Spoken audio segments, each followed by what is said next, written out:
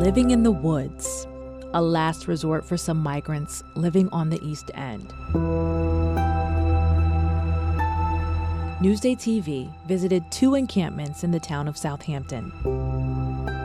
These hidden communities have become a place of refuge and oftentimes the only option for many due to shelter restrictions on Long Island.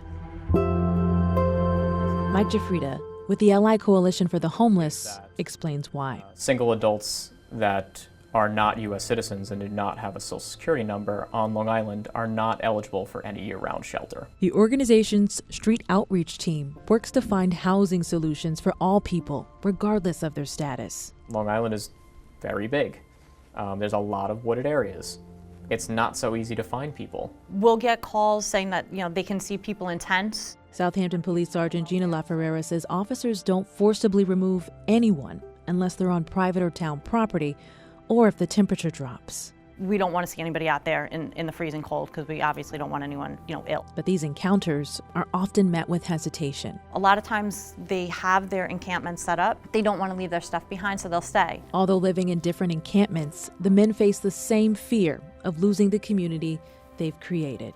Pensábamos que ya va a entrar la maquinaria de allá, iba a empezar para allá, lo iban a, como diciendo, desbaratar todo eso. Le decía cuál árbol lo marcaba, lo pintaba pues, de naranjado o de verde. Jafrida says encampment sweeps can make things more difficult for the people who are trying to help. The street outreach workers and others who were involved in the community trying to help that person, they lose that trust. In fact, in many ways, it prolongs homelessness because people could lose their belongings, things like ID, which are required to access housing and services.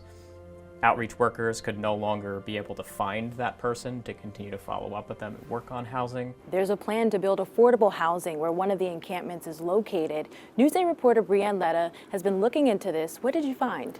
Yeah, so this has been going on since around 2017. A nonprofit wants to build 50 units of affordable housing where the camp currently is. About half of those units will be set aside for homeless veterans, and they actually are still waiting on a zone change approval from the Southampton Town Board before the application can move forward. And while decisions are still in the works, what is for certain, those living in the encampments would be displaced. The more time that we have to be honest with people and meet them where they're at, the more success we have in relocating people in a way that they still trust us. Jasmine Anderson, NewsdayTV.